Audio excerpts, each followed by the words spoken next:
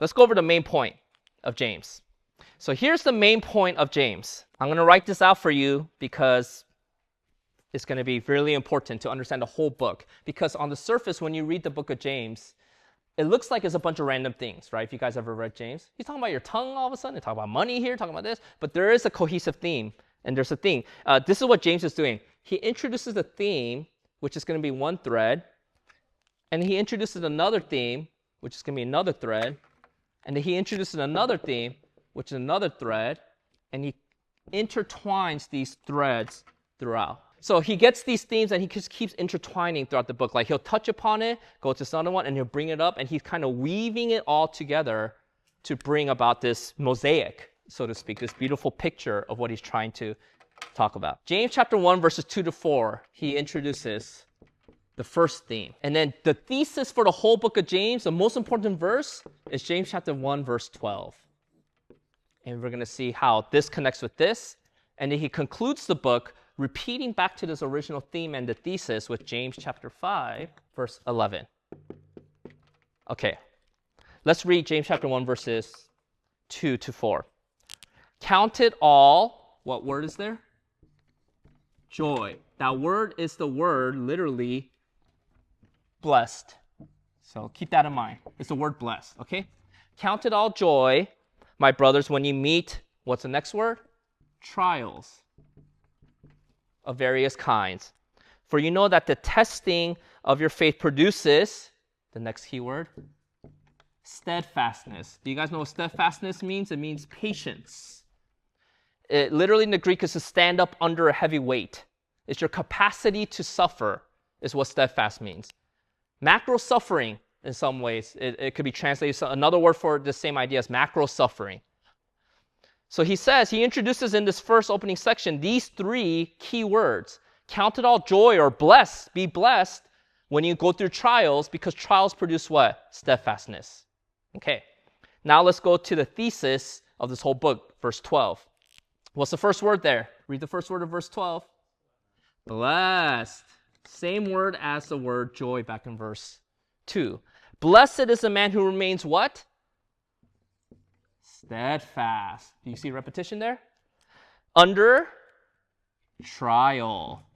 Okay, why? Why is the person blessed who is steadfast under trial? Here's the purpose clause, right?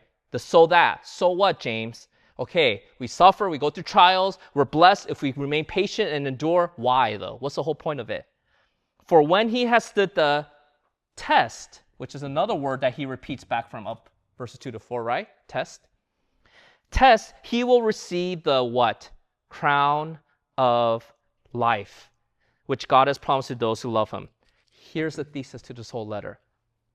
The reason why you need God's wisdom today is not to solve your problems. Okay, I need God's wisdom so I could be a better husband and wife and all that. No, that's not why. That's part of it, but that's not the full reason. The reason why you need God's wisdom is so that you can be steadfast under trial. So that you can be patient, endure, and suffer, and not tap out and give up. But here's the thing. If you don't give up, if you remain steadfast under trial and through the testing of life, you'll get what? The crown of life. What is the crown of life?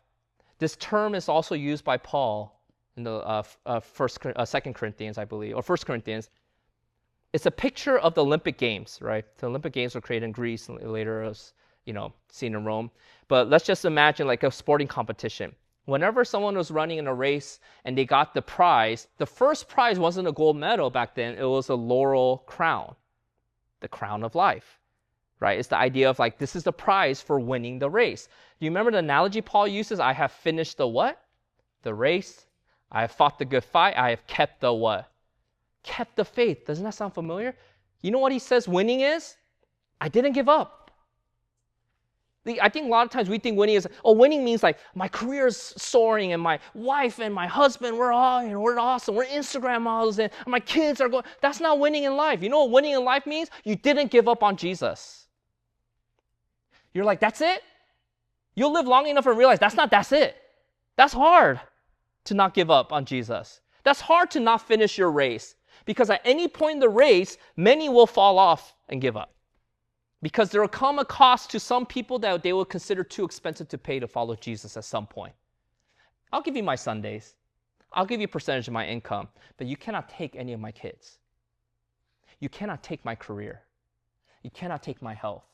Because if you touch that, God, I'm done. James is saying, blessed is the one who remains steadfast under trial and testing. Because why? They will receive the crown of life. They finished the race. It's the idea of that they will stand approved by God in the end. That is the point of the book of James. He wants you to finish your race, not give up, get the crown of life, stand approved by God, and to hear the words, well done, good and faithful servant. Why should you parent your kids and love Jesus with them? So that at the end you could stand approved and be steadfast under trial and be here, well done, good and faithful servant. Why should you sacrifice your time and money for Jesus? Why should you do ministry for Jesus? Why should you serve people, love your enemies even though they don't love you back? So that you can remain steadfast under trial and stand approved in the end. That should be the motivating factor for anything that you do in this life, according to James, is that you're trying to get to that final picture. I want to finish the race well. I don't want to compromise. I don't want to give up. I don't want to chase after money or power or status or whatever else this world might tempt me with. I am chasing after Jesus, and I want to stand with the crown of life approved and be approved by him at the end. But I know in order to get there, I need a lot of help on the way. I need God's divine help. And so James is saying that's what this book is for.